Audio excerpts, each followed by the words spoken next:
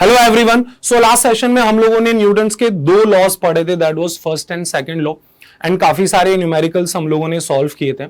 आज के सेशन में हमारा जो मेन मुद्दा होगा वो बेसिकली फोर्सेस के बारे में जानना होगा कि कितने टाइप के फोर्सेस होते हैं और किस तरीके से हम लोग फोर्सेस को डील करने वाले हैं। लेकिन उससे पहले एक छोटा सा जो हमारा लॉ बच गया था, that is Newton's third law, जो कि आप लोगों को पता है, फिर भी मैं अगेन आपको बोलूंगा। उसमें एक बहुत बड़ा मिसकंसेप्शन होता है जो हम इस वीडियो में, इस सेशन में आज क्लियर करेंगे। So before starting the session, एक छोटा सा introduction. Myself Deepak Chaudhary from IIT Bombay and I am your physics mentor. पिछले 7 साल से मैं जेईई और नीट एस्पिरेंट्स को पढ़ा रहा हूं। तो दोस्तों, आज के सेशन की हम स्टार्ट करते हैं और जो हमारा सबसे पहला जो चीज हमें सीखनी है, that is Newton's third law of motion. यार, न्यूटन्स थर्ड लॉ बहुत सिंपल सा एक स्टेटमेंट है और न्यूटन्स थर्ड लॉ ये बोलता है कि भाई साहब, ये जो फोर्स होता है ना, ये फोर्स हमेशा आपको एक जोड़े में मिलता है, फोर्स आपको हमेशा एक पेयर में मिलता है। और स्टेटमेंट ये है कि सपोज मैंने किसी चीज के ऊपर कुछ फोर्स लगाया तो वो चीज भी मेरे ऊपर फोर्स लगाएगी। ये बात 110% डन है। इसमें मतलब कोई डाउट ही नहीं है और कभी भी ऐसा नहीं होगा कि ये चीज फॉलो ना हो। अगर मैं किसी चीज के ऊपर फोर्स लगा रहा हूं तो वो चीज भी मेरे ऊपर फोर्स लगाएगी। दूसरी बात, जो फोर्स मैंने लगाया जितने भी मैग्नीट्यूड का, तो वो चीज भी मेरे ऊपर सेम मैग्नीट्यूड का फोर्स लगाएगी, बट उसका डायरेक्शन अपोजिट होगा। चलिए हम कुछ एग्जांपल से इस डिस्कशन को और क्लियर करते हैं। लेट्स से हमारे पास दो चार्जेस हैं, एक पॉजिटिव चार्जेस है और दूसरा हमारे पास एक नेगेटिव चार्ज है। ठीक है, ये दोनों चार्जेस हैं और कुछ डिस्टेंस पर रखे हुए हैं। तो आप लोगों को ये बात बहुत अच्छे से पता है कि अपोजिट चार्जेस हमेशा एक दूसरे को अट्रैक्ट करते हैं। सो दोस्तों, इस अट्रैक्शन की वजह से इन दोनों के ऊपर फोर्स लगेगा। तो नेगेटिव वाला पॉजिटिव को अपनी तरफ खींचना चाहता है और कुछ एक फोर्स लगाएगा। सपोज उसका मैग्नीट्यूड हम F बोल देते हैं।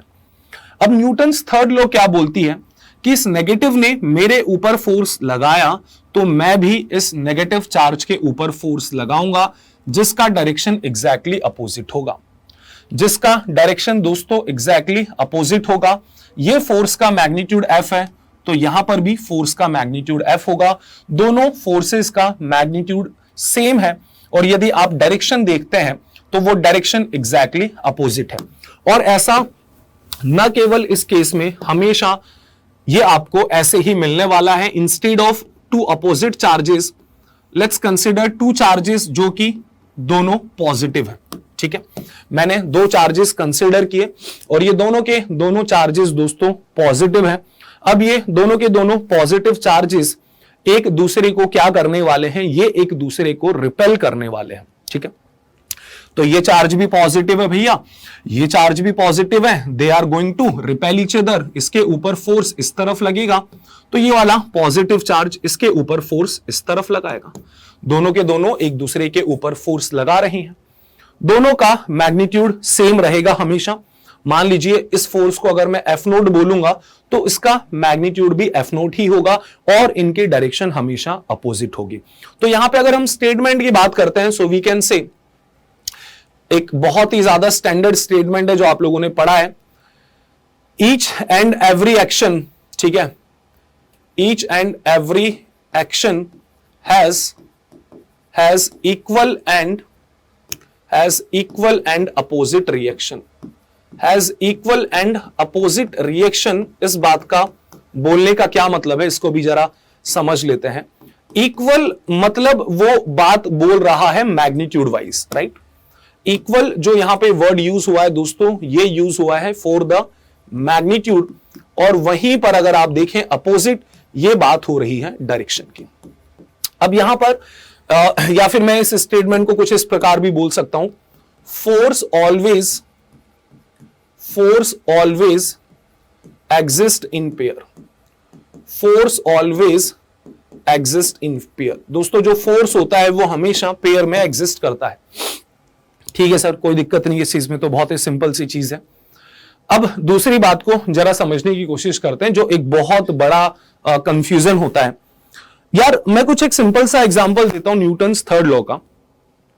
इमेजिन करिए आपने किसी को थप्पड़ मारा, आपने बहुत ज्यादा तेज थप्पड़ मार दिया किसी को एकदम चमार देने से, ठीक है।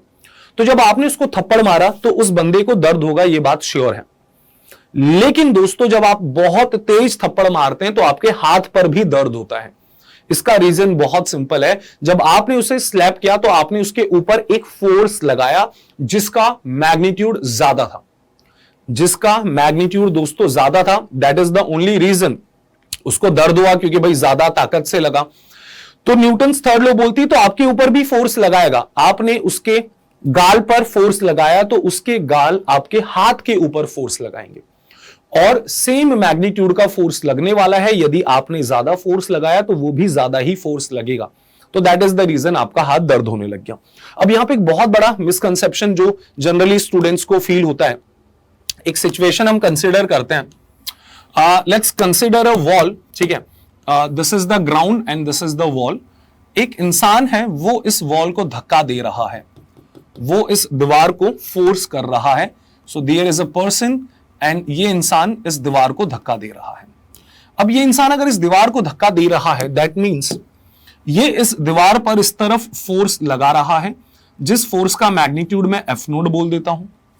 सो न्यूटन्स थर्ड लॉ के अकॉर्डिंग ये दीवार भी इस इंसान के ऊपर एक फोर्स लगाएगी जिसका मैग्नीट्यूड एग्जैक्टली अपोजिट डायरेक्शन में होगा, जिसका मैग्नीट्यूड दोस्तों एग्जैक्टली अपोजिट डायरेक्शन में होगा। तो ये दो फोर्सेस हमारे लगने लग गए। इस बंदे ने दीवार पर फोर्स लगाया इस तरफ एफ नोट, तो ये जो दीवार है, ये भी इस बंदे पर फोर्स लगाएगी एफ नोट इस तरफ। अब अगर मैं आप लोगों से पूछूं कि अगर इस इंसान पर इस तरफ फोर्स लग रहा है तो ये इंसान तो पीछे जाना चाहिए, इस इंसान को पीछे मूव करना चाहिए, पर ये इंसान पीछे मूव क्यों नहीं कर रहा है? डेफिनेटली अगर मैं किसी चीज को, मैं अगर एक दीवार को आगे की तरफ पुश कर रहा हूं तो वो दीवार भी मुझे पीछे की तरफ पुश कर रही है, लेकिन हम पीछे तो मूव नहीं करते हैं। तो यहां पे जनरली स्टूडेंट्स के दिमाग में ये थॉट आता है कि सर ये जो आगे वाला फोर्स है और ये जो पीछे वाला फोर्स है ये एक दूसरे को कैंसिल कर देंगे, ठीक है, ये एक दूसरे को कैंसिल कर देंगे, जो कि बहुत ही ज्यादा गलत कॉन्सेप्ट है। रीजन अब जरा समझते हैं। मैं आपको एक सिंपल सा एग्जांपल देता हूं। मान लीजिए हम दो केस कंसिडर करेंगे और दोनों केस में हम बहुत ही ज्यादा बेसिक ही चीजें डिस्कस करने वाले हैं। So let's consider case 1 and case 2। So what is there in case 1? That is, मान लीजिए एक ब्लॉक है, ठीक है, और इस ब्लॉक पर दो फोर्सेस लग रहे हैं। एक फोर्स लग रहा है आगे की तरफ और एक फोर्स लग रहा है पीछे की तरफ। ये फोर्स जो आगे की तरफ लगेगा this is equals to 10 newton, और ये जो फोर्स दोस्तों पीछे की तरफ लग रहा है this is also equals to 10 newton. दो फोर्स हमने लगा दिए, आगे की तरफ भी 10 न्यूटन और पीछे की तरफ भी 10 न्यूटन, ठीक है, कोई दिक्कत नहीं है। वहीं पर दूसरे केस में हमारे पास दो बॉडीज हैं और आई कैन से दो ब्लॉक्स हैं। So these are the two bodies. इस बॉडी पर फोर्स हमने लगाया आगे की तरफ और कितना लगाया? That is equals to 10 newton. और इस बॉडी पर हमने फोर्स लगाया पीछे की तरफ, वो भी कितना लगाया? That is also equals to 10 newton. ठीक है सर, अब जरा समझिएगा। मैं आपसे यदि पूछता हूं कि क्या ये बॉडी रेस्ट पर रहेगी, क्या ये बॉडी मूव करेगी, तो आप बोलेंगे सर ये बॉडी 110% रेस्ट पर रहेगी।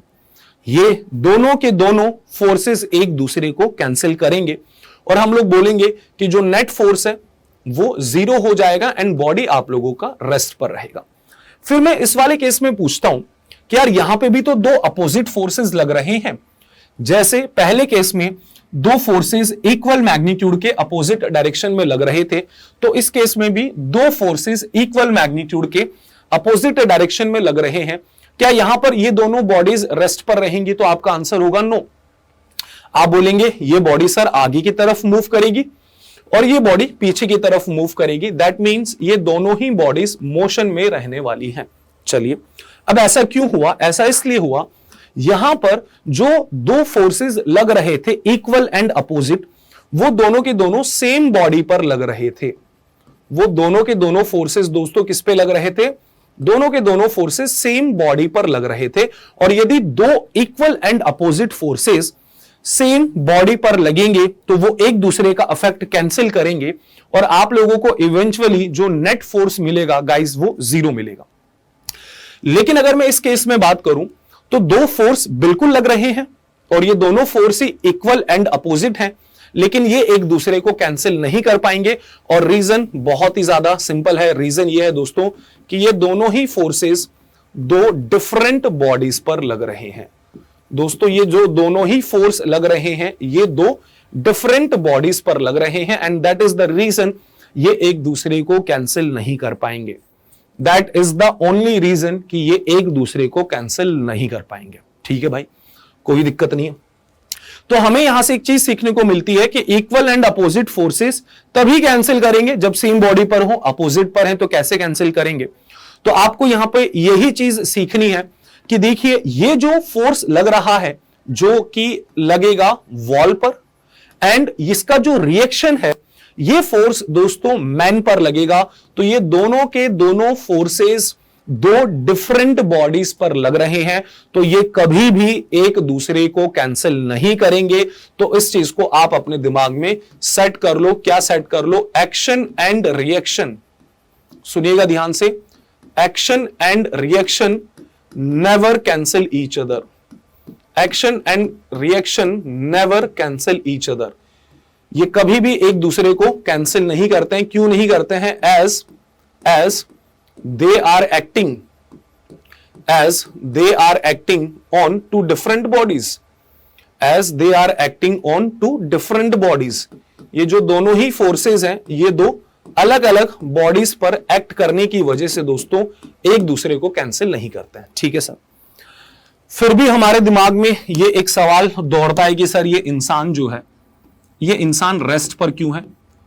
भाई साहब इसके ऊपर तो फोर्स तो लग रहा है, किस तरफ लग रहा है? पीछे की तरफ।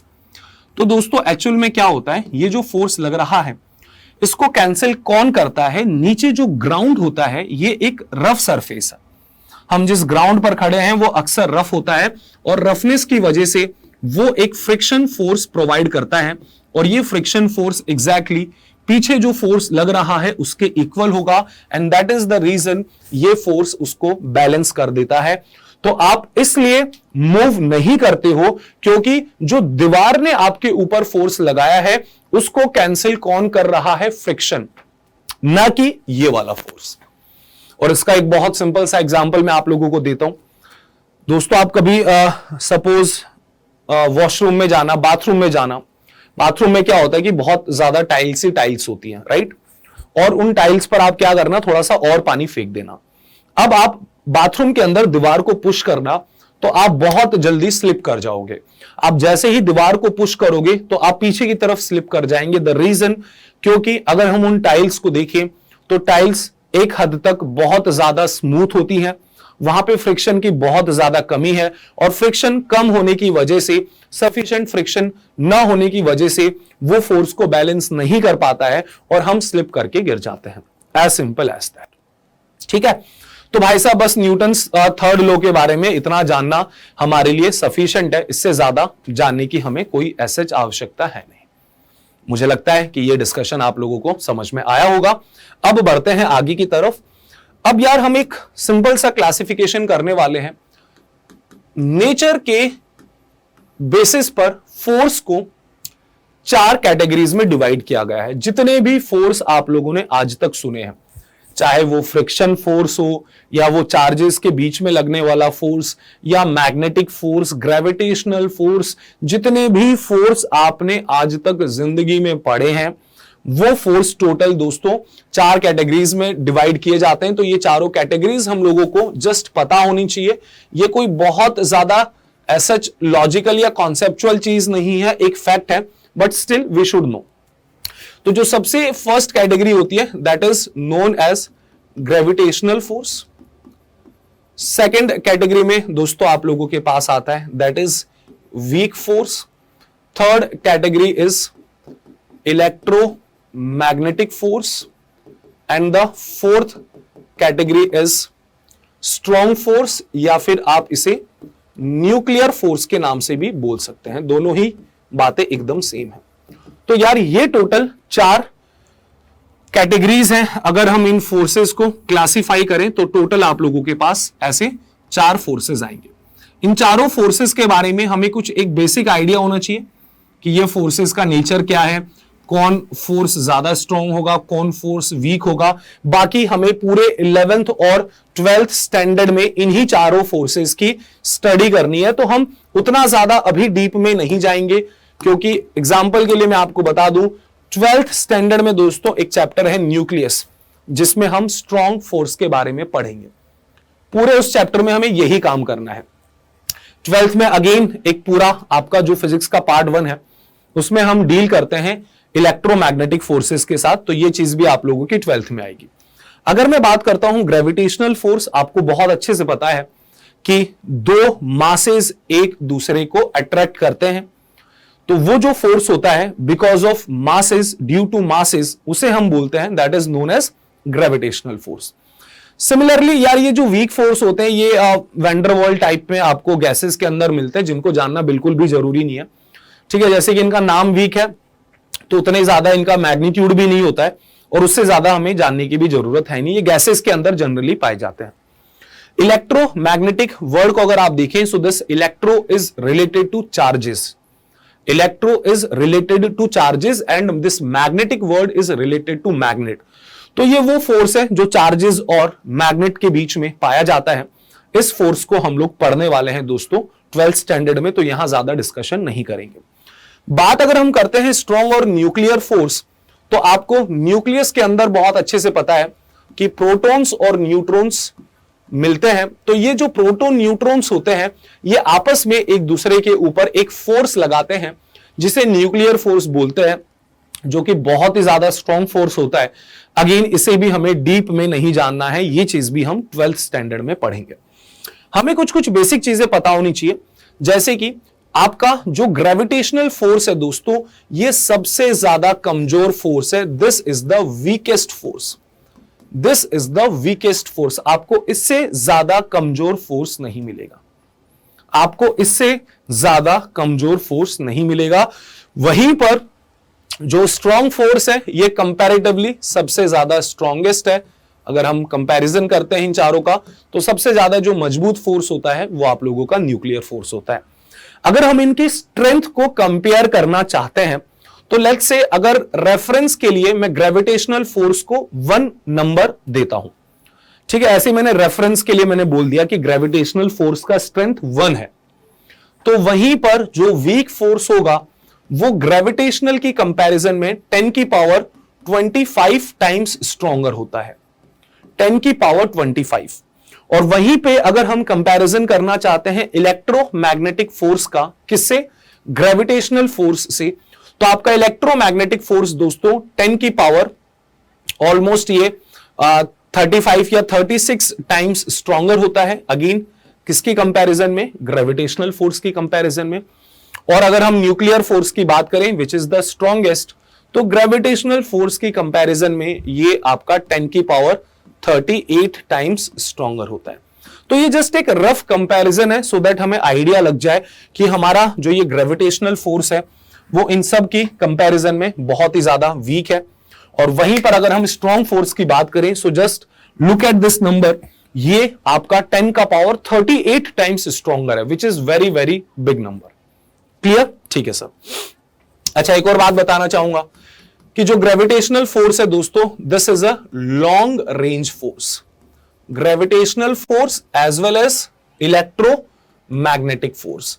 सर लॉन्ग रेंज का मतलब क्या है? लॉन्ग रेंज का मतलब दोस्तों ये है, ग्रेविटेशनल फोर्स 2 मासेस के बीच में लगता है।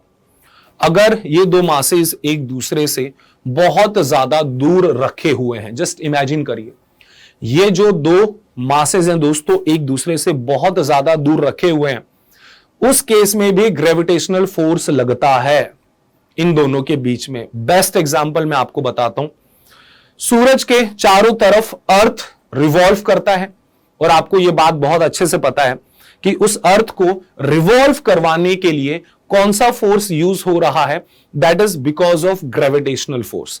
सूरज और धरती के बीच में जो ग्रेविटेशनल फोर्स है, उसी की वजह से अर्थ पूरे टाइम रिवॉल्व करती है। सो आप इमेजिन करके देखिए अर्थ और सन कितनी ज्यादा दूर है, फिर भी एक अच्छा खासा ग्रेविटेशनल फोर्स लग रहा है because it is a long range. Similarly दोस्तों जो फोर्स चार्जेस और मैग्नेट के बीच में लगता है वो भी लॉन्ग रेंज फोर्स होता है। लेकिन वहीं पर अगर हम बात करें वीक फोर्स की, सो this is actually short range. चाहे मैं वीक फोर्स की बात करूं या फिर सेम डिस्कशन हम स्ट्रॉन्ग फोर्स के लिए करें, सो this is also short range. What do you mean by short range? Short range का बहुत सिंपल सा मतलब है कि ये फोर्स तभी लगते हैं एक दूसरे के ऊपर जब इन दोनों के बीच में जो डिस्टेंस होता है बहुत ज्यादा कम होता है। दोस्तों ये केवल और केवल तभी लगेंगे जब डिस्टेंस बहुत ही ज्यादा कम है। यदि आपने डिस्टेंस बढ़ा दिया, यदि आपने दोस्तों डिस्टेंस बढ़ा दिया तो ये फोर्स गायब हो जाता है। सो आपके ये जो शॉर्ट रेंज वाले फोर्स हैं ये केवल और केवल तभी लगते हैं जब दो न्यूक्लियॉन्स के बीच या जब इनके बीच का जो डिस्टेंस होता है बहुत ज्यादा कम होता है। So guys that's it. अभी 11th स्टैंडर्ड के लिए हमें ये क्लासिफिकेशन जस्ट पता होना चाहिए, हमें इसमें पीएचडी नहीं करनी है। टाइम के साथ जब हम ग्रेविटेशन चैप्टर पढ़ेंगे तो उसमें हम डिटेल में ग्रेविटेशनल फोर्स के बारे में पढ़ेंगे। 12th में हम लोगों को इलेक्ट्रोमैग्नेटिक और स्ट्रॉन्ग न्यूक्लियर के बारे में पढ़ना है। वीक फोर्स हमारे काम ही नहीं आएगा तो उसे आप छोड़ सकते हैं। तो एक बेसिक आइडिया हमें लग जाना चाहिए, दैट इज सफिशिएंट एनफ। ठीक है, चलिए तो बढ़ते हैं आगे नेक्स्ट डिस्कशन की तरफ। अब यार आज की क्लास में हमें जो सबसे इंपॉर्टेंट चीज पढ़नी है और जो चीज आपके पूरे 11th और 12th में चलेगी वो चीज पूरे कंसंट्रेशन से अब हम समझते हैं, and that is known as normal force. और ये इतना ज्यादा इंपॉर्टेंट है कि बेटा इसके बिना आप अपना नीट तो क्लियर नहीं कर पाओगे। नॉर्मल फोर्स हर जगह यूज होने वाला है। इस चैप्टर में नॉर्मल फोर्स का इंट्रोडक्शन होगा, नॉर्मल फोर्स के बारे में बहुत डिटेल में पढ़ेंगे, लेकिन आने वाले जितने भी चैप्टर्स हैं हर चैप्टर में नॉर्मल फोर्स का डिस्कशन होगा। सोच के देखिए, हर चैप्टर में दोस्तों नॉर्मल फोर्स का डिस्कशन होगा, तो हमें नॉर्मल फोर्स के बारे में जानना बहुत ज्यादा जरूरी है। ठीक है सर, जानते हैं क्या है नॉर्मल फोर्स। देखिए एक सिचुएशन है यार, मान लो दिस इज द ग्राउंड और मैंने हवा में एक कोई पार्टिकल है या फिर सपोज एक ब्लॉक है, उस ब्लॉक को मैंने हवा में छोड़ दिया ऐसा।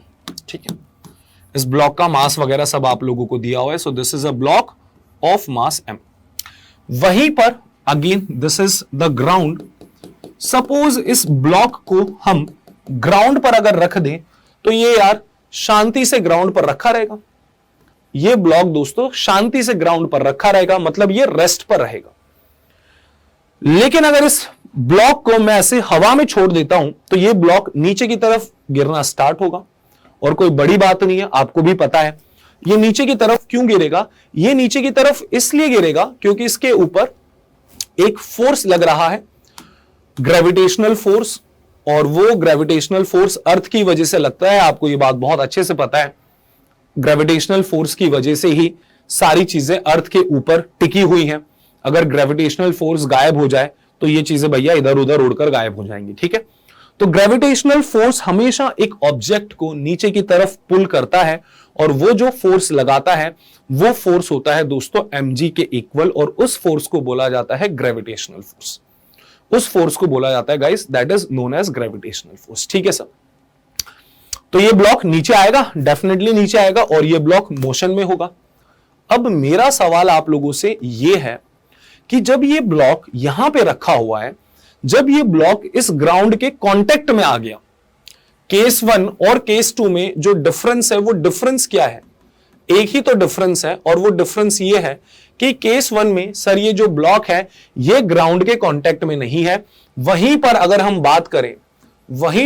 बात करें केस 2 में, तो केस 2 में दोस्तों ये ब्लॉक ग्राउंड के कांटेक्ट में है। केस 2 में दोस्तों ये ब्लॉक ग्राउंड के कांटेक्ट में है, that is the only difference. और केस 2 में अब ये ब्लॉक आप लोगों का रेस्ट पर भी है। तो एक अगर छोटा सा डिस्कशन, क्या इसके ऊपर अब भी ग्रेविटेशनल फोर्स लग रहा है? तो आंसर है यस, ग्रेविटेशनल फोर्स तो हमेशा लगेगा। तो अगर ग्रेविटेशनल फोर्स नीचे की तरफ लग रहा है तो ये जमीन को, उस ग्राउंड को पेनिट्रेट करके अंदर क्यों नहीं जा रहा? ये रेस्ट पर क्यों है? अगर कोई भी चीज रेस्ट पर है तो मतलब उसके ऊपर नेट फोर्स 0 होना चाहिए। अब यहां पे हमारा सबसे पहला डिस्कशन आएगा नॉर्मल फोर्स का। दोस्तों, जब भी कोई दो बॉडीज एक दूसरे के कांटेक्ट में आती हैं, ध्यान से सुनिएगा, जब भी कोई दो बॉडीज एक दूसरे के कांटेक्ट में आती हैं तो एक दूसरे के ऊपर फोर्स लगाती हैं और उस फोर्स को बोला जाता है नॉर्मल फोर्स। ठीक है, तो जो सबसे पहला पॉइंट है, when there is contact between what, contact between two bodies, दो बॉडीज के बीच में अगर कांटेक्ट होगा दोस्तों, तो वहां पर उन दोनों बॉडीज के बीच में लगता है एक फोर्स जिसे बोला जाता है नॉर्मल फोर्स। तो सबसे पहला पॉइंट हमें लाइफ में याद रखना है कि जब भी दो बॉडीज कांटेक्ट में होंगी तो नॉर्मल फोर्स लगता है।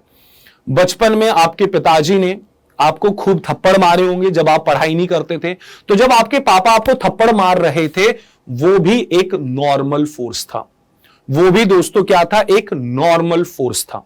सो नॉर्मल फोर्स का बहुत ही ज्यादा सिंपल सा फंडा, जब भी दो बॉडीज एक दूसरे से कांटेक्ट में आएंगी तो वो एक दूसरे के ऊपर नॉर्मल फोर्स एक्सर्ट करेंगी, ये पहली चीज।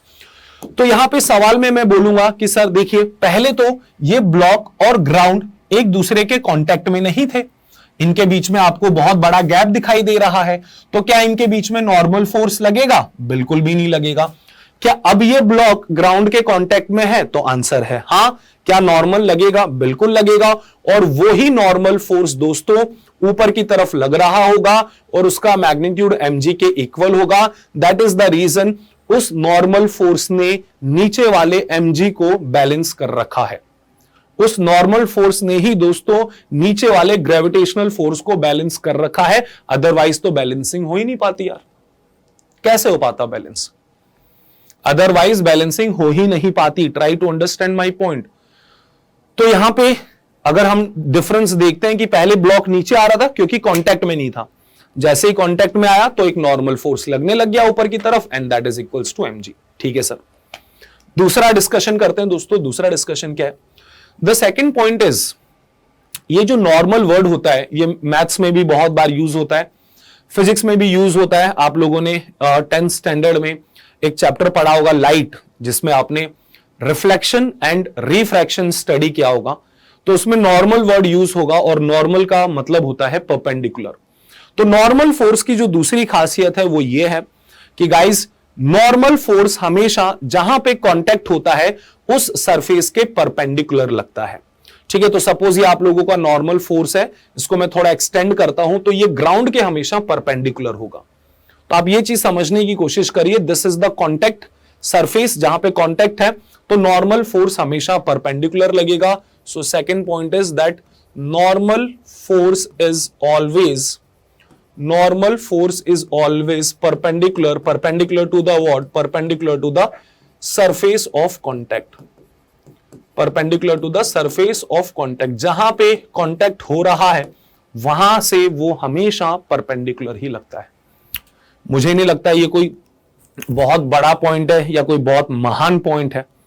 ठीक है, तो दो पॉइंट ये आपके दिमाग में सेट होने चाहिए। पहला, नॉर्मल कब आएगा? जब कांटेक्ट हो। दूसरा, नॉर्मल हमेशा सरफेस के परपेंडिकुलर लगेगा। Okay sir, fine. Let's discuss the third point. Third point is that दोस्तों, आप लोग सोच रहे होंगे कि सर आपने अभी तो हमें बताया था कि टोटल 4 टाइप ऑफ फोर्सेस हैं, that is gravitational, weak, electromagnetic और स्ट्रॉन्ग, और अब आप बोल रहे हैं कि एक और फोर्स आ गया।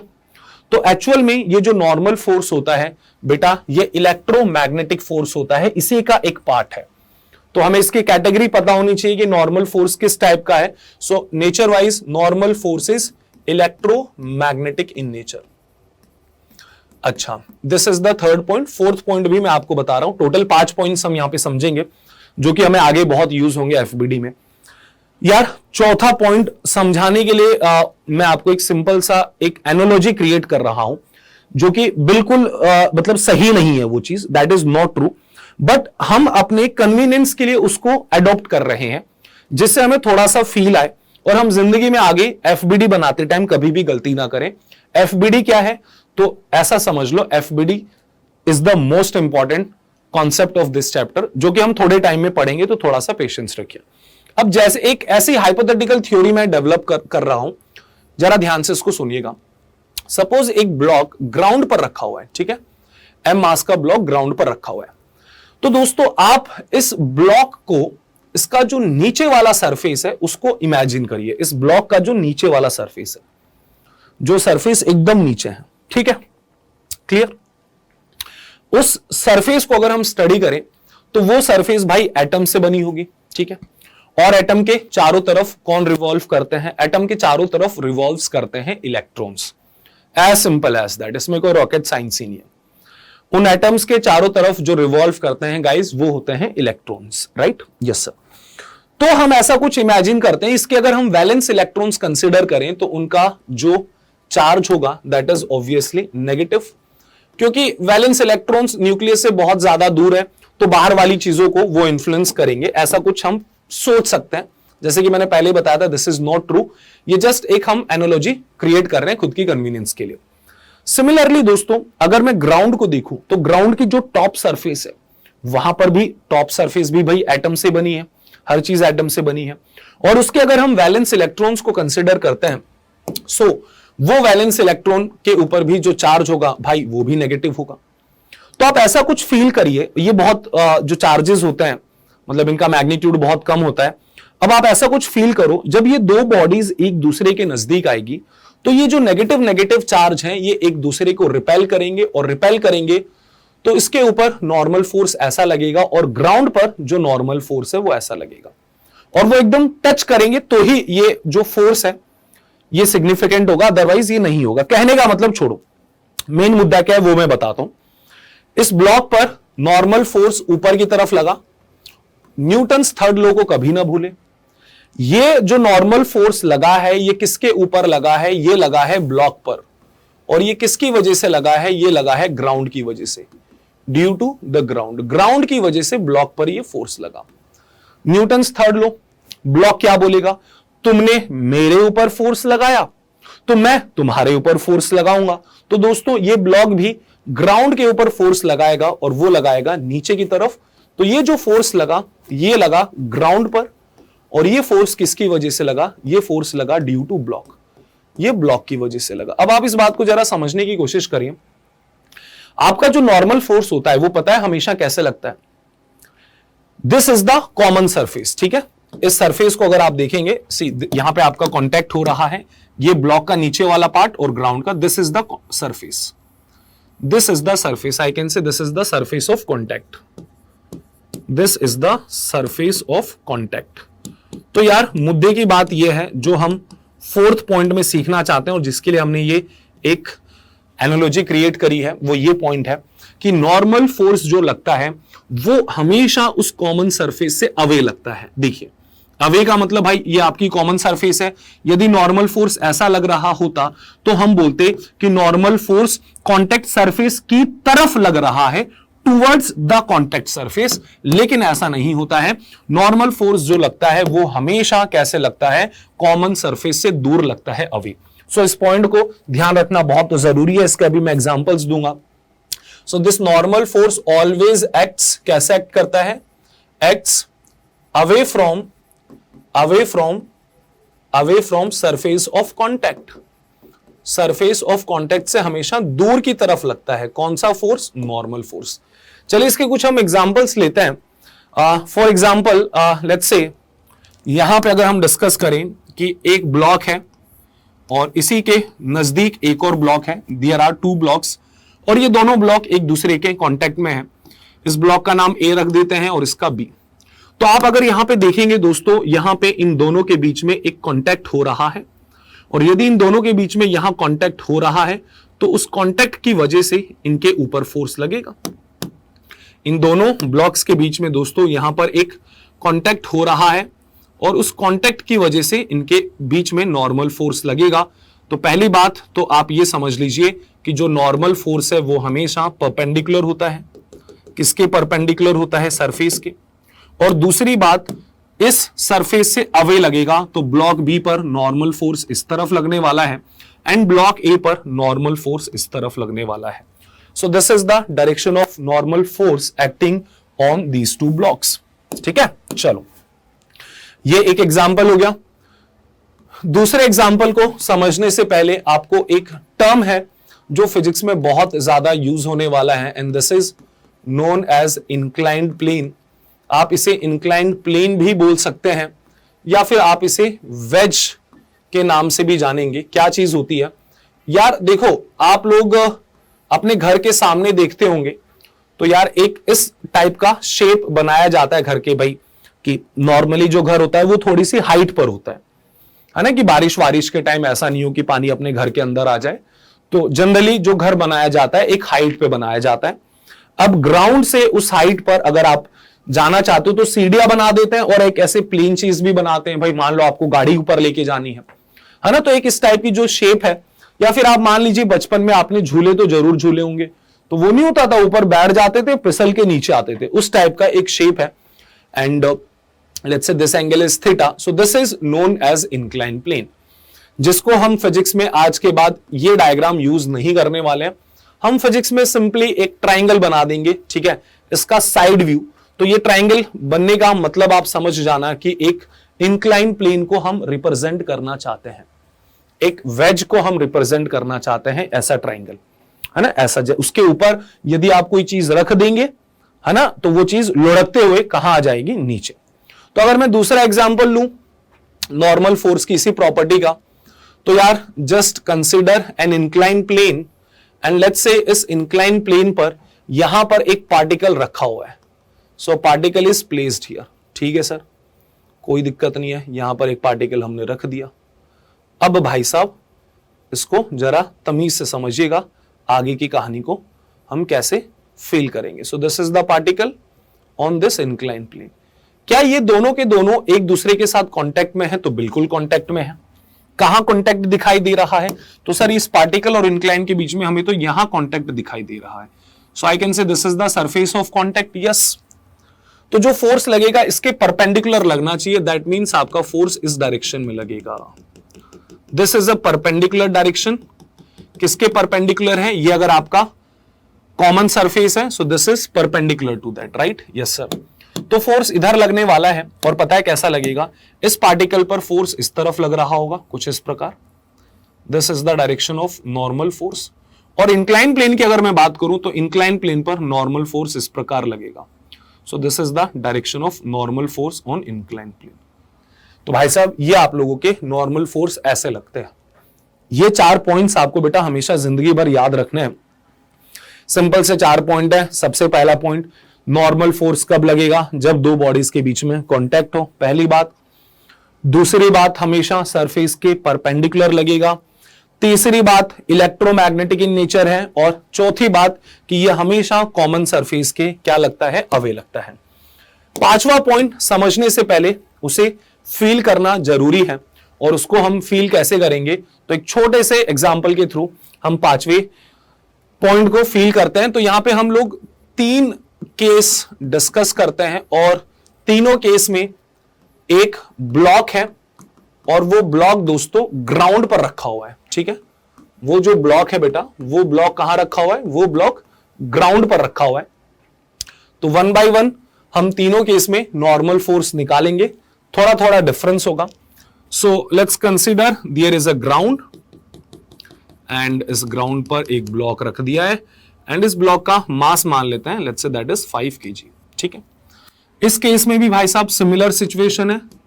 देयर इज अ ग्राउंड, और इस ग्राउंड पर एक ब्लॉक रख दिया है। Again the mass of block is 5 kg, and in third case as well there is a ground, and ground पर वापस से 5 kg का ब्लॉक।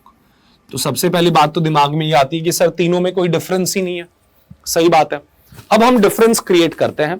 पहले केस में दोस्तों ये ब्लॉक अकेला रखा है, ब्लॉक के अलावा कुछ भी वहां पे नहीं है, ब्लॉक के अलावा कोई भी फोर्स नहीं है, कोई दूसरी बॉडी नहीं है। दूसरे केस में यहां पर ब्लॉक तो है ही, और ऊपर से एक इंसान इस ब्लॉक को नीचे की तरफ दबा रहा है। लेट्स से नीचे की तरफ एक फोर्स लगा रहा है, कितने का? 30 न्यूटन। सो फर्स्ट और सेकंड केस में डिफरेंस आपको दिख गया होगा। In first case there is no external force, कोई एक्सटर्नल फोर्स है ही नहीं। दूसरे केस में एक एक्सटर्नल फोर्स है जो नीचे की तरफ लग रहा है 30 न्यूटन का। थर्ड केस में भी एक एक्सटर्नल फोर्स है 30 न्यूटन का, पर वो ऊपर की तरफ लग रहा है। अब हमको इन तीनों केसेस में क्या करना है, इन तीनों केसेस में हमको निकालना है नॉर्मल फोर्स।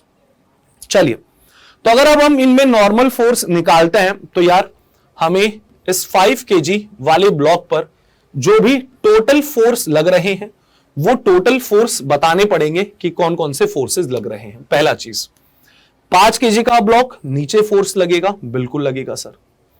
कौन फोर्स लगाएगी? ग्रेविटी। कितना लगाएगी? 50। ठीक है, ये भी 5 kg का ब्लॉक है, यस, नीचे ग्रेविटी फोर्स लगाएगी mg, मास 5 है, इंटू जी का वैल्यू 10, सो दैट इज 50। और इस केस में भी भैया ग्रेविटी तो काम करेगी ही, दैट इज अगेन 50। ये तो सभी में कॉमन है, तीनों में ही ग्रेविटेशनल फोर्स लगेगा। ये ग्राउंड के कांटेक्ट में है, बिल्कुल है, यहां नॉर्मल फोर्स लगेगा, N1 बोल देते हैं। ये भी ग्राउंड के कांटेक्ट में है, ये भी है, यहां भी नॉर्मल फोर्स लगेगा N2।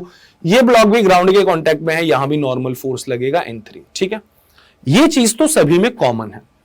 तीनों ही केसेस में नीचे mg लगने वाला है और तीनों ही केसेस में जो ब्लॉक है वो ग्राउंड के कांटेक्ट में है, तो कांटेक्ट की वजह से ऊपर एक नॉर्मल फोर्स लगेगा। लेकिन अब एक्स्ट्रा चीज क्या है? एक्स्ट्रा चीज ये है दोस्तों कि इस वाले केस में यदि आप देखते हैं एक एडिशनल फोर्स नीचे की तरफ लग रहा है, और कितना लग रहा है? That is equals to 30 newton. और थर्ड केस में अगर हम देखें तो यहां पर भी एक एडिशनल फोर्स लग रहा है, और किस तरफ लग रहा है? ऊपर लग रहा है, और कितना लग रहा है? 30 न्यूटन। ठीक है, तीनों ही केस में जो ब्लॉक है वो रेस्ट पर है। तीनों ही केस में दोस्तों जो ब्लॉक है वो रेस्ट पर है, और अगर कोई चीज रेस्ट पर है तो उसके ऊपर लगने वाला नेट फोर्स 0। ठीक है, तो जितना फोर्स ऊपर की तरफ लगेगा उतना ही फोर्स नीचे की तरफ लगेगा। तो यहां पे ऊपर कितना लग रहा है? N1, और नीचे कितना लग रहा है? 50। तो आई कैन से कि सर यहां पे N1 का जो वैल्यू होगा वो 50 के इक्वल होना चाहिए। ठीक है, यहां पे फोर्स बैलेंसिंग करते हैं, जितना भी फोर्स ऊपर लगेगा, कितना लग रहा है? केवल और केवल एक ही फोर्स है ऊपर की तरफ, that is N2 is equal to जितना भी फोर्स नीचे लग रहा है, 50 लग रहा है और 30 लग रहा है, 50 प्लस 30 करेंगे तो आपको मिलेगा 80। तो आप लोग यहां पे दोस्तों N2 का वैल्यू क्या बोलेंगे? आप लोग N2 का वैल्यू बोलेंगे that is equals to 80 newton. ये भी सही है। तीसरे केस में जितना फोर्स ऊपर उतना नीचे, ऊपर यहां पे क्या लग रहा है? N3, साथ में N3 के साथ साथ 30 न्यूटन भी लग रहा है, इज इक्वल टू जो फोर्स नीचे लग रहा है दैट इज 50। 30 को यहां माइनस कर देंगे तो N3 आप लोगों को मिलेगा 20। सो यहां पर हम N3 किसके इक्वल बोलने वाले हैं? That is equals to 20 newton. अब अगर आप तीनों केस में कंपैरिजन करते हैं कि किस केस में कितना नॉर्मल है, तो गाइस जो पहले केस में आपको नॉर्मल मिला that normal equals to 50 newton. पहले केस में आपको दोस्तों जो नॉर्मल मिला दैट इज इक्वल्स टू 50। दूसरे केस में नॉर्मल बढ़ गया, दूसरे केस में नॉर्मल 80 हो गया। इसका क्या कारण है? तो यार अब हम एक और बहुत इंपॉर्टेंट पॉइंट को यहां पे डिस्कस करना चाहते हैं। वो पॉइंट क्या है? वो पॉइंट ये है कि नॉर्मल फोर्स सबसे पहले कब पिक्चर में आया? जब एक बॉडी दूसरे बॉडी के कांटेक्ट में है। समझिएगा, जब एक बॉडी दूसरे बॉडी के कांटेक्ट में है तो नॉर्मल फोर्स लगता है। अब फैक्ट यह है दोस्तों, एक बॉडी दूसरी बॉडी को जितना ज्यादा पुश करेगी, जितना ज्यादा टेंडेंसी है एक बॉडी दूसरे बॉडी को धक्का देगी, उतना ही ज्यादा नॉर्मल फोर्स लगता है, उतना ही ज्यादा नॉर्मल फोर्स लगता है। सिंपल सा एग्जांपल देखिए, मेरे पास ये दो हाथ हैं, इन दोनों हाथों को मैं ऐसे भैया एक दूसरे के कांटेक्ट में लेके आ जाता हूं और एक दूसरे के ऊपर फोर्स लगाता हूं, नाम के लिए फोर्स लगा रहा हूं, तो कुछ भी दिक्कत नहीं है। अब मैं इस हाथ से इस हाथ को ज्यादा पुश करता हूं, तो अगर मैंने पुश करना ज्यादा स्टार्ट कर दिया तो आप फील आप खुद करके देखिए, आपको यहां पे थोड़ा थोड़ा पेन स्टार्ट हो जाएगा, आपको फील होगा हाँ भाई कुछ तो हो रहा है, दर्द हो रहा है, फोर्स लग रहा है। क्यों? क्योंकि आपके दोनों हाथों के बीच में कौन सा फोर्स लगेगा? आपके दोनों हाथों के बीच में लगेगा नॉर्मल फोर्स, क्योंकि कांटेक्ट की वजह से नॉर्मल फोर्स लगता है। तो जितना एक बॉडी दूसरी बॉडी को पुश करेगी, नॉर्मल फोर्स भी उतना ही ज्यादा लगेगा। आपने किसी को प्यार से थप्पड़ मारा, दर्द होगा? नहीं होगा। क्यों? क्योंकि आपने यहां पे भी नॉर्मल फोर्स का ही रोल है, आप अपने हाथों से उसके गाल को टच कर रहे हो। तो जब आपने उसको थप्पड़ मारा प्यार से तो हल्का सा फोर्स लगा कुछ, लेकिन अगर आप ज्यादा तेज से थप्पड़ मारोगे दैट मींस आपका हाथ उसके गाल को ज्यादा फोर्स से पुश करना चाहता है, और यदि ज्यादा फोर्स से पुश करना चाहता है दोस्तों तो ज्यादा फोर्स लगने की वजह से, ज्यादा पुशिंग टेंडेंसी की वजह से नॉर्मल फोर्स भी ज्यादा होता है। तो पहले केस में अगर आप देखें तो केवल और केवल 5 kg का ब्लॉक था जो ग्राउंड को नीचे की तरफ धक्का दे रहा था, लेकिन दूसरे केस में 5 kg का ब्लॉक तो है ही, उसके अलावा एक एडिशनल 30 न्यूटन का फोर्स और आ गया, तो वो और ज्यादा पुश कर रहा है ग्राउंड को। So that is the reason यहां पे नॉर्मल बढ़ गया। तीसरे केस में अगर आप देखें तो यहां नॉर्मल कम हो गया, पहले केस में नॉर्मल 50 था तो लास्ट वाले केस में normal 20 newton. What is the reason behind this? Reason is very simple कि ये जो 5 kg वाला है ये तो ग्राउंड को नीचे दबा रहा है, लेकिन आपने इसको थोड़ा सा ऊपर खींच लिया। अब आपने उस ब्लॉक को थोड़ा सा ऊपर अगर खींच लिया तो वो जो ग्राउंड को पुश करने की टेंडेंसी रखता था उसकी पुशिंग टेंडेंसी कम हो गई दोस्तों, उसकी जो पुशिंग टेंडेंसी है वो रिलेटिवली कम हो जाएगी। As simple as that. Clear? तो उम्मीद करता हूं यार ये तीनों केसेस आप लोगों को समझ में आए होंगे, ये कोई बहुत बड़ी बात तो है नहीं। यस सर, इतनी चीज तो हमें क्लियर है। अब आगे बढ़ते हैं, नेक्स्ट चीज को जरा समझने की कोशिश करते हैं। तो ये पॉइंट को भी मैं लिख रहा हूं, ये नोट्स आप लोग मेंटेन कर सकते हैं यहां से। So what is the fifth point which is very important for us, that जो नॉर्मल फोर्स का मैग्नीट्यूड है this is always directly proportional to what? This is directly proportional to pushing tendency between two bodies, कि जो दो bodies हैं वो एक दूसरे को कितना पुश कर रही हैं उस चीज के ऊपर भी आप लोगों का नॉर्मल फोर्स डिपेंड करता है। ठीक है सर, होपफुली यहां तक का डिस्कशन अपने को चमक गया। तो अब हम इस चैप्टर की सबसे इंपॉर्टेंट चीज पर आ जाते हैं जो कि हम अगले लेक्चर में भी कंटिन्यू करेंगे, and that is known as FBD. FBD word मैंने पहले भी यूज किया था, और इस एफबीडी का मतलब क्या होता है? एफबीडी का बहुत सिंपल सा मतलब होता है, FBD simply means free body diagram. FBD simply means free body diagram. अब फ्री बॉडी डायग्राम का मतलब क्या भाई साहब? देखो, सपोज फ्री बॉडी डायग्राम का एक बहुत सिंपल सा मतलब होता है, फ्री बॉडी डायग्राम का मतलब होता है आपको उस बॉडी के ऊपर लगने वाले सारे फोर्सेस शो करने हैं, दैट्स इट।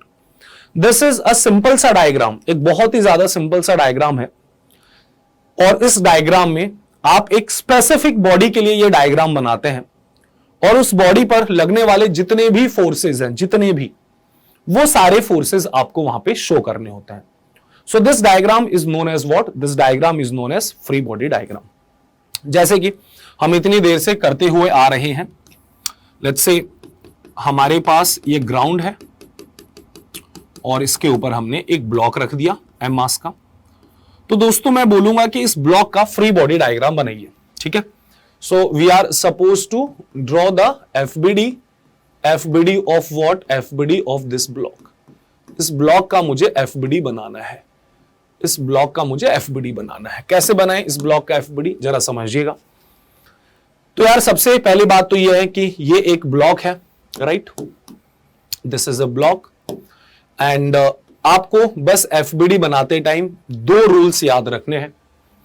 सबसे पहला रूल तो ये है भाई, जैसे ही आपको कोई बॉडी दिखे आप उसके ऊपर ग्रेविटेशनल फोर्स लगा दें, ठीक है? सबसे पहला पॉइंट, आप उसके ऊपर ग्रेविटेशनल फोर्स लगा दें। और दूसरा, आप ये देखें कि वो बॉडी दूसरी बॉडीज के साथ कितने कांटेक्ट में है। तो सेकंड चीज हमको देखना है number of contact of that body with other bodies. ये दोनों ही पॉइंट आपको अभी नहीं समझ में आएंगे, जब मैं 3-4 FBD बना लूंगा तब आपको क्लियर होगा। थोड़ा सा पेशेंस रखिए, ये मैंने लिख दिए अभी, इनको अभी मैं एक्सप्लेन भी करता हूं। देखो, पहली चीज, सबसे पहले तो देखिए, जब मैं इस ब्लॉक का FBD बना रहा हूं तो मेरे डायग्राम में केवल और केवल ब्लॉक है, ब्लॉक के अलावा मैं कुछ भी नहीं बना रहा हूं। दोस्तों, ब्लॉक के अलावा मैंने ग्राउंड का डायग्राम ही नहीं बनाया, क्योंकि FBD एक स्पेसिफिक बॉडी का बनता है। तो आपको बोला कि बनाइए FBD ऑफ ब्लॉक, तो मैंने केवल और केवल ब्लॉक का डायग्राम बनाया, ठीक है? अब मैं दो रूल्स फॉलो करता हूं। सबसे पहला ग्रेविटेशनल फोर्स, जो कि बिंदास हम नीचे की तरफ लगा देंगे, और कितना लगा देंगे दोस्तों, mg। तो मैंने नीचे की तरफ एक फोर्स लगा दिया, that is the gravitational force which is equals to mg। उसके बाद मुझे दूसरा काम क्या करना है, दूसरा काम मुझे यह करना है, मुझे इस ब्लॉक का कांटेक्ट देखना है ग्राउंड के साथ। दोस्तों हमें इस ब्लॉक का कांटेक्ट देखना है ग्राउंड के साथ। तो ये देखिए कितने कांटेक्ट हैं। तो भाई ये ब्लॉक, यहां से तो कोई चीज कांटेक्ट में नहीं है, यहां भी कोई कांटेक्ट नहीं है, यहां भी कोई कांटेक्ट नहीं है। तो हम बोलेंगे सर यहां तो केवल और केवल एक ही कांटेक्ट है, और वो है ग्राउंड के साथ। तो अगर एक कांटेक्ट है तो एक और फोर्स आएगा, और वो कौन सा फोर्स है, that is normal force. That's it. तो इस डायग्राम को ही बोला जाता है फ्री बॉडी डायग्राम। दोस्तों इस डायग्राम को ही बोला जाता है, this is known as free body diagram.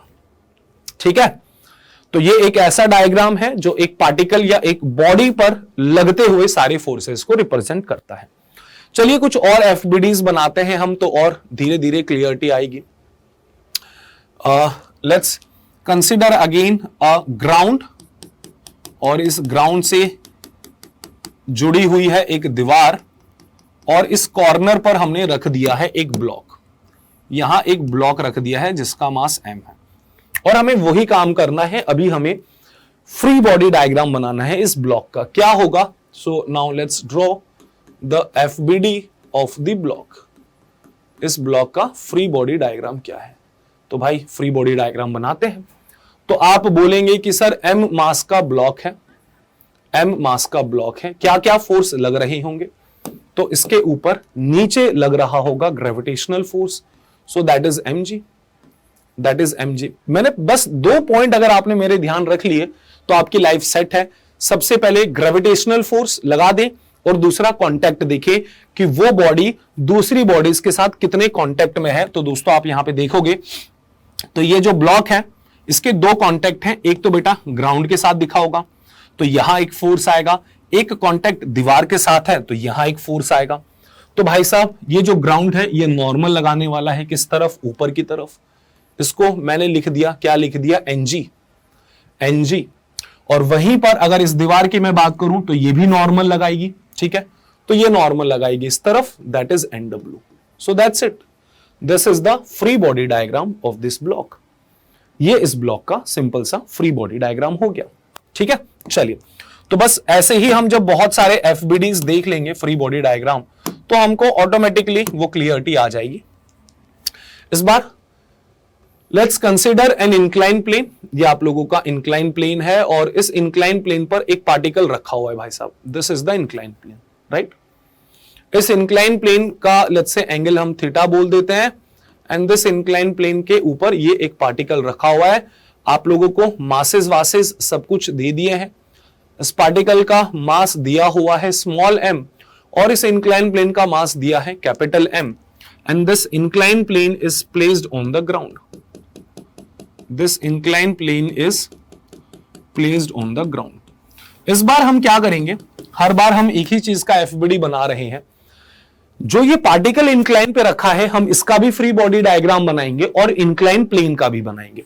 तो दोनों का free body diagram first of all अलग अलग बनेगा। So firstly will draw free body diagram of that particle जो उस इंक्लाइन प्लेन पे रखा हुआ है, एंड फिर हम लोग फ्री बॉडी डायग्राम बनाएंगे ऑफ इंक्लाइन प्लेन, और यू कैन से वेज। ठीक है, तो दो अलग अलग डायग्राम के साथ हमको डील करना है, बहुत ध्यान से समझिएगा। अगर मैं पार्टिकल की बात करूं तो भाई साहब मैं यहां पे डायग्राम में केवल और केवल पार्टिकल ही बनाऊंगा, पार्टिकल के अलावा मैं कुछ नहीं बना रहा हूं। देखिए, क्योंकि अगर मैं पार्टिकल का एफबीडी बनाऊंगा तो केवल डायग्राम में पार्टिकल ही रहेगा, और यहां पे अगर हम इंक्लाइन प्लेन का एफबीडी बना रहे हैं तो डायग्राम में केवल और केवल इंक्लाइन प्लेन ही रहेगा, उसके अलावा कुछ नहीं रहेगा। ठीक है, चलिए अब अगर हम पार्टिकल का एफबीडी बनाते हैं तो हमारे जो रूल्स हैं वो सेम है। सबसे पहले mg लगा दिया। पार्टिकल का मास स्मॉल m, तो नीचे लग गया सर स्मॉल m इंटू जी। ठीक है जी, कितने कॉन्टैक्ट है दोस्तों, तो अगर आप इस पार्टिकल को ध्यान से देखें तो ये पार्टिकल का केवल और केवल एक कांटेक्ट है, और वो कांटेक्ट है इस इंक्लाइन प्लेन के साथ। और ये मैंने आपको अभी अभी बताया था, नॉर्मल फोर्स लगेगा, नॉर्मल हमेशा सरफेस के परपेंडिकुलर लगता है। तो दोस्तों इस इंक्लाइन प्लेन पर नॉर्मल इस तरफ लगने वाला है, तो हम यहां पे मेंशन करेंगे this is the normal force which is acting on this particle, ठीक है। और ऑब्वियसली ये नॉर्मल फोर्स उसके सरफेस के परपेंडिकुलर लगेगा। बहुत अच्छे, वही बस this is the FBD of particle, इसके अलावा तो कुछ है ही नहीं ना यार। इसके अलावा तो क्या है भाई, कुछ भी नहीं है इसके अलावा, दो ही तो फोर्स है। नीचे mg लगा और इस डायरेक्शन में नॉर्मल फोर्स लगा, राइट। एक ही कांटेक्ट था तो एक ही फोर्स आया। इंक्लाइन प्लेन का अगर मैं फ्री बॉडी डायग्राम बनाऊंगा तो अगेन सबसे पहले तो मैं नीचे लगा दूंगा ग्रेविटेशनल फोर्स। दो ही पॉइंट हमें फॉलो करने हैं। So the first point is कि सर नीचे लग जाएगा mg, so this is capital M into small g, capital M into small g, ये ग्रेविटेशनल फोर्स हो गया। सर अब कितने कॉन्टैक्ट हैं, ध्यान से देखिए। इस इंक्लाइन प्लेन के बेटा दो कांटेक्ट हैं, एक तो इस पार्टिकल के साथ तो कांटेक्ट है ही, दूसरा कांटेक्ट इंक्लाइन प्लेन का ग्राउंड के साथ भी है। एक तो इस पार्टिकल का कांटेक्ट इंक्लाइन प्लेन के साथ है ही, दूसरा दोस्तों इस इंक्लाइन प्लेन का ग्राउंड के साथ भी कांटेक्ट है। दैट मींस दो कांटेक्ट है तो दो फोर्सेस और आएंगे। पहला तो सीधा सीधा ग्राउंड की वजह से जो नॉर्मल फोर्स लगने वाला है वो नॉर्मल फोर्स ऊपर की तरफ लगेगा, तो हम उसे रिप्रेजेंट कर देते हैं vertically upward. So this is the normal force provided by the ground. अच्छा जी, यहां पे इंक्लाइन का और पार्टिकल का भी तो कांटेक्ट है, इंक्लाइन और पार्टिकल का भी कांटेक्ट है। तो दोस्तों अगर इंक्लाइन ने पार्टिकल को नॉर्मल इधर दिया तो पार्टिकल इंक्लाइन प्लेन को नॉर्मल इस तरफ देगा।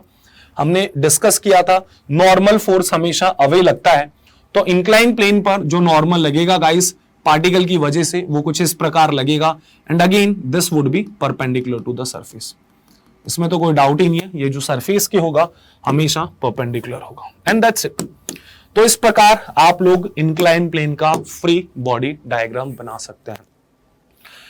And guys exactly this is how we are going to make FBD. आपको कैसी भी सिचुएशन मिल जाए, हमेशा याद रखना, कैसी भी सिचुएशन मिल जाए, आप जो एफबीडी बनाएंगे वो हमेशा ऐसी ही बनाएंगे, हमेशा, चाहे कुछ भी हो जाए, चाहे कितना डिफिकल्ट एफबीडी बनाने को आए, कुछ भी हो, आप हमेशा free body diagram same purpose से बनाने वाले हैं। कुछ और एग्जांपल्स अगर हम यहां पे देखें एफबीडी के, अच्छा आप जितनी ज्यादा प्रैक्टिस करेंगे उतना आपके लिए अच्छा होगा। मैं आप लोगों को आज क्वेश्चंस भी दे दूंगा जिसमें आप एफबीडी की प्रैक्टिस कर सकते हैं। तो ये हमने यहां पे देखा। और केस आ जाते हैं बेटा, मान लीजिए आपके पास एक ऐसा कुछ सिचुएशन है, दिस इज द ग्राउंड, और आपको दो ब्लॉक्स दे दिए, ठीक है, एक ब्लॉक यहां पर है और ये आपका दूसरा ब्लॉक है, ठीक। और भाई साहब ऐसा कुछ ब्लॉक है, तो ब्लॉक आप समझ लो टेढ़े ब्लॉक है, ये टेढ़े इन द सेंस, ये ब्लॉक ए जिसका मास स्मॉल m है, दिस इज ब्लॉक बी जिसका मास कैपिटल M है। तो ब्लॉक स्मॉल m मास वाला यहां से स्टार्ट होता है, इसका शेप जरा समझिएगा, यहां से ऐसा चलता हुआ, यहां से कुछ इस प्रकार, और यहां से ऐसा टेढ़ा हो जाएगा, यहां से दोस्तों ये ऐसा टेढ़ा हो जाएगा। दिस इज स्मॉल m वाला block, this is small m वाला ब्लॉक, ठीक है जी, कोई दिक्कत नहीं है। कैपिटल M वाला आपको दिख ही गया, ये जो पतली सी लाइन का है। अच्छा, यहां से एक फोर्स लग रहा है जिसका मैग्नीट्यूड F1 बोल देते हैं, और यहां से भी एक फोर्स लग रहा है जिसका मैग्नीट्यूड F2 बोल देते हैं। और अब हमें बोला कि एफबीडी बनाइए दोनों का, तो हम अलग अलग एफबीडी बनाएंगे। यहां पे हम एफबीडी बनाएंगे पहले वाले ब्लॉक का ऑफ मास स्मॉल m, और दोस्तों यहां हम एफबीडी बनाएंगे दूसरे वाले ब्लॉक का जिसका मास कितना है, कैपिटल M, ठीक है सर। दोनों के फ्री बॉडी डायग्राम्स यहां पर बनने वाले हैं, स्मॉल m का भी as well as capital M का भी। देखिएगा जरा कैसे बनेगा एफबीडी।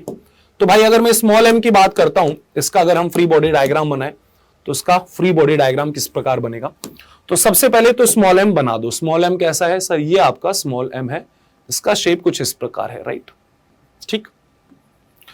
जो रूल बताया था वो रूल कभी नहीं भूलना है। सबसे पहले ग्रेविटेशनल फोर्स लगा दिया, दैट इज mg, ओके भाई। कांटेक्ट देखिए कितने कांटेक्ट हैं।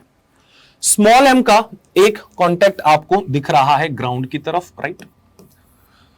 भाई साहब यहां से कोई अगर फोर्स लगा रहा है तो ये भी तो एक कांटेक्ट ही होगा, तो यहां भी एक कांटेक्ट है सेकंड, तभी तो एक कोई बंदा फोर्स लगा रहा है। और तीसरा कॉन्टैक्ट बेटा स्मॉल एम कैपिटल एम के यहां पे चिपका हुआ है, तो ये आपका तीसरा कॉन्टैक्ट है। तो नंबर ऑफ कॉन्टैक्ट की मैं बात करता हूं तो टोटल 3 कॉन्टैक्ट हो गए स्मॉल एम का, एक ग्राउंड के साथ, एक कॉन्टैक्ट है इसका स्मॉल एम का किसके साथ दोस्तों, यहां कोई फोर्स लगा रहा है, और तीसरा कैपिटल एम, तो 3 फोर्स आएंगे। ग्राउंड नॉर्मल कहां लगाएगा भाई साहब, ऊपर की तरफ, तो ये नॉर्मल आपका लगा दिया ग्राउंड ने एनजी, एक फोर्स हो गया। दूसरा यहां से तो दोस्तों आपको दिख ही रहा है कि सीधा सीधा एक फोर्स दिया है F1, दूसरा फोर्स हो गया। बचता है तीसरे वाला, बचता है दोस्तों तीसरे वाला, तो तीसरे वाला भी डिस्कस कर लेते हैं कि तीसरा फोर्स कैसे लगेगा। तो चूंकि इन दोनों के बीच में कांटेक्ट है और ये इनका कॉमन सरफेस है, this is the common surface, तो नॉर्मल परपेंडिकुलर लगता है away from common surface. Capital M पे नॉर्मल इस तरफ लगेगा, स्मॉल एम पे नॉर्मल इस तरफ लगेगा। कैपिटल एम पे नॉर्मल इस तरफ, स्मॉल एम पर इस तरफ, तो स्मॉल एम पर जो नॉर्मल लगेगा गाइस वो ऐसा लगने वाला है, and that will be again, ठीक है, ये जो नॉर्मल होगा दोस्तों this will be again perpendicular to the surface, जिसको हमने एन नाम दे दिया। ओके सर, तो ये तो एफबीडी हो गया स्मॉल एम का। एट द सेम टाइम अगर मैं एफबीडी बनाता हूं कैपिटल एम का तो वो किस प्रकार बनेगा। So before that let's draw capital M का शेप। कैपिटल एम का शेप कुछ इस प्रकार है। So this is the capital M. Same rule follow करेंगे। सबसे पहले mg तो कभी भूलना ही नहीं है, तो मैंने mg लगा लिया नीचे की तरफ। मास इसका कैपिटल एम है, so this would B capital mg। ये ध्यान रखिएगा मैंने कैपिटल एम ही लिखा है यहां पे। अच्छा, कितने कॉन्टैक्ट है जी, कैपिटल एम का भी एक ग्राउंड के साथ कॉन्टैक्ट है, यस। दूसरा इस तरफ से F2 लग रहा है, ये कॉन्टैक्ट है। तीसरा ये भी स्मॉल एम के कॉन्टैक्ट में है, तो टोटल 3 कॉन्टैक्ट हैं, 3 फोर्स और आएंगे। ग्राउंड नॉर्मल कहां लगाएगा, ऊपर की तरफ, तो ये नॉर्मल आपका लगा दिया ग्राउंड ने एनजी, एक फोर्स हो गया। दूसरा यहां से तो सीधा सीधा दिखाई दे ही रहा है कि F2 लग रहा है, दिस इज F2। और तीसरा दोस्तों अगर मैं यहां पे बात करूं तो तीसरा ये बात है कि नॉर्मल फोर्स मैंने बताया था, नॉर्मल फोर्स कैसा लगेगा, इस पर इस तरफ लगेगा, इस पर इस तरफ लगेगा, तो कैपिटल एम पर नॉर्मल फोर्स ऐसा लगने वाला है, perpendicular to the surface. So this is how we can draw FBD. और मेरा विश्वास कीजिए अगर आप एफबीडी बनाना सीख गए इस चैप्टर में तो आप ऑलमोस्ट इस चैप्टर पे आप कमांड कर लेते हो, क्योंकि पूरा गेम एफबीडी का ही है। ठीक है गाइस, तो जो डीपीपी दी जाएगी उसमें एफबीडी बनाइएगा। आज का सेशन यहीं पे। नेक्स्ट क्लास में हम लोग काफी सारे नॉर्मल फोर्स के ऊपर न्यूमेरिकल्स लगाएंगे, साथ में हम लोग टेंशन फोर्स भी सीखने वाले हैं। सो दैट्स इट, बने रहिए पढ़ ले नीट के साथ और सब्सक्राइब करना ना भूले चैनल को। Thank you everyone, bye, take care.